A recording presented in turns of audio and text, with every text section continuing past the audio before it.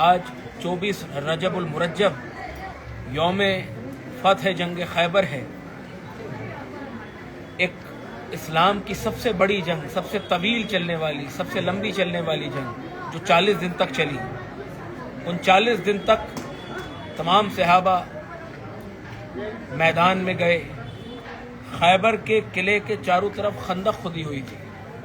تاریخ بتاتی ہے کہ اوٹتا ہوا پانی تھا، ایک ہی دروازہ تھا، جب وہ کھلتا تھا تو فوج باہر آتی تھی، جو اندر جانے والے تھے وہ اندر جاتے تھے، اور واپس بند ہونے کے بعد میں کوئی دوسرا راستہ نہیں تھا۔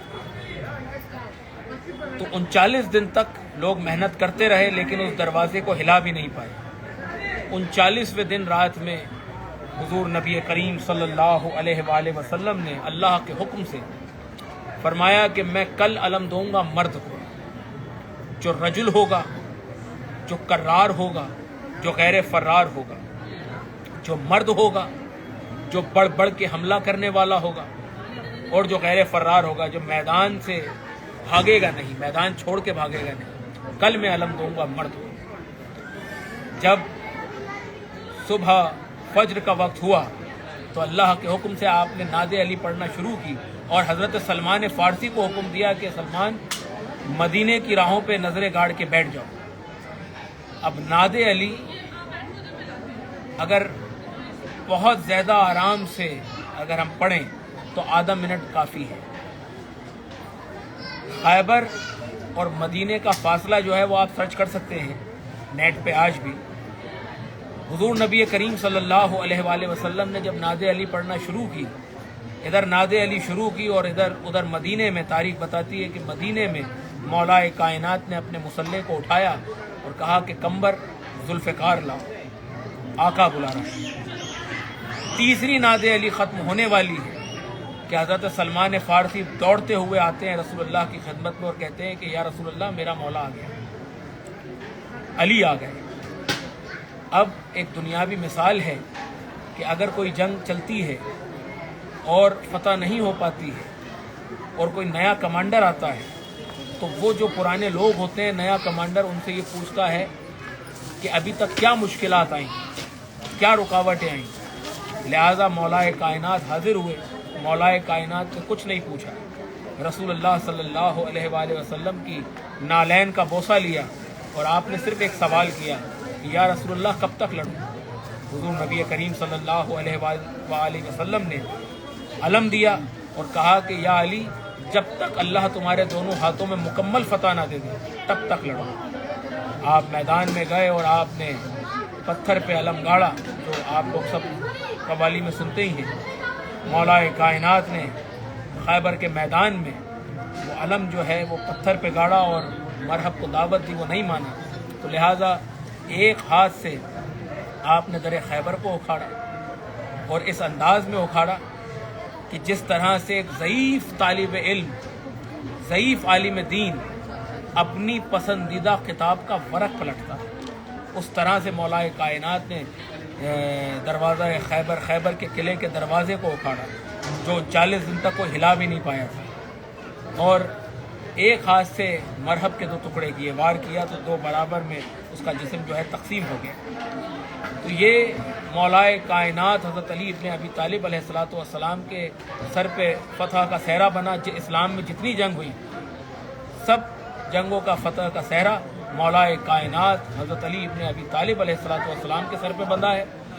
اور 25 رجب المرجب جو شب لگ چکی ہے، حضور سرکار غریب نواز کے جد اعلیٰ امام موسیٰ کاظم علیہ السلام جن کا روضہ قازمین میں ہے، آپ کو 14 سال قید خانے میں رکھا گیا۔ ظالم حکمران نے اہل بیت علیہ السلام کے ساتھ ہمیشہ اس طرح سے ظلم ہوا، تمام امامین کے ساتھ۔ 7ویں امام موسیٰ کاظم علیہ السلام 14 سال آپ کو قید خانے میں رکھا گیا، پھر آپ کو زہر دے دیا گیا، اور 25 رجب المرجب کو آپ کی شہادت ہوئی۔ تو آج حضور سرکار غریب نواز کے جد اعلیٰ کی شہادت ہے۔ آپ غریب نواز موسوی سادات ہیں، موسوی سید ہیں، قاظمی سید ہیں، ہم تمام قاظمی سادات ہیں۔ تو بارگاہ غریب نواز میں آپ تمام لوگوں کی جانب سے غریب نواز کی بارگاہ میں ان کے جد اعلیٰ کا پرسہ پیش کرتے ہیں اور یہ مشن اہل بیت علیہ السلام کا مقصد یہ ہے کہ تمام تاریخیں جو اسلام میں جو خاص تاریخیں ہیں جو اہل بیت علیہ السلام سے محمد رسول اللہ صلی اللہ علیہ وآلہ وسلم اور آپ کی اہل بیت علیہ السلام سے جو منسوب ہیں، جو ہر جگہ نہیں بتائی جاتی، وہ تمام تاریخیں آپ لوگوں تک پہنچیں اور آپ لوگ نوٹ کریں اور جو مودت کا حکم ہے اس پہ عمل کریں۔ مودت اس طریقے سے کرنی ہے کہ ایک مثال ہے کہ مجنو کو اپنے لیلا کے گلی کے کتے سے بھی عشق ہوتا ہے، ٹھیک اسی طرح سے اہل بیت علیہ السلام کا جو عاشق ہے ہم اس کے ہیں، وہ ہمارا ہے، جو ان کا نہیں ہے اس سے ہمارا کوئی لینا دینا نہیں۔ تو لہٰذا اہل بیت علیہ السلام کی خوشیوں میں خوش ہوں اور ان کے غم میں غمگین ہوں۔ مولا آپ سب کو سلامت رکھیں۔ دسترخوان امام حسن علیہ السلام لگا ہوا ہے اور یہاں پر امام موسیٰ کاظم علیہ السلام کا صدقہ جو ہے تمام لوگ حاصل کرتے ہیں۔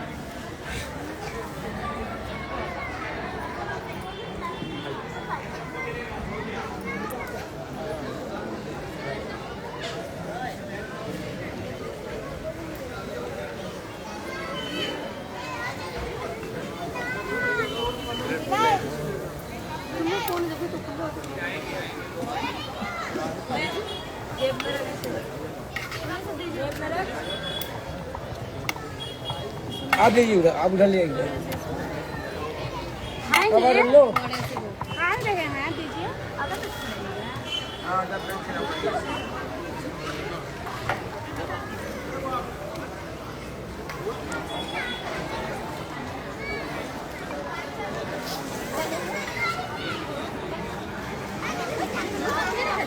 जाओ ले लो।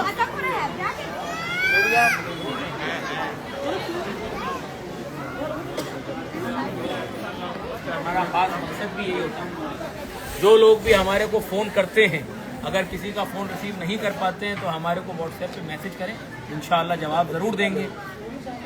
جیسے کہ ابھی یہ مہاراج سے یہاں پر آئے، ہمارے کو یہ بتا رہے ہیں کہ کل سے آئے ہوئے 3 مرتبہ یہاں پر آ کے گھوم کے گئے، لہٰذا ہمارا نمبر اس پہ مینشن ہے، تو کبھی بھی اجمیر شریف آئیں تو ہمیں فون کریں یا میسج کریں تو انشاءاللہ ضرور ملاقات ہوگی۔ اور کافی عاشقین اس طرح سے یہاں پر آتے ہیں، کئی لوگوں سے ملاقات نہیں ہو پاتی ہے اور سرکار کی مرضی جس سے ہوتی ہے اس سے ملاقات ہوتی ہے، تو انشاءاللہ دعا کرتے ہیں سرکار آپ سب کو اپنے قدموں میں طلب فرمائے اور اپنے چادر کے دامن کے سائے میں رکھیں، مولا سلامت رکھیں۔ خدا حافظ۔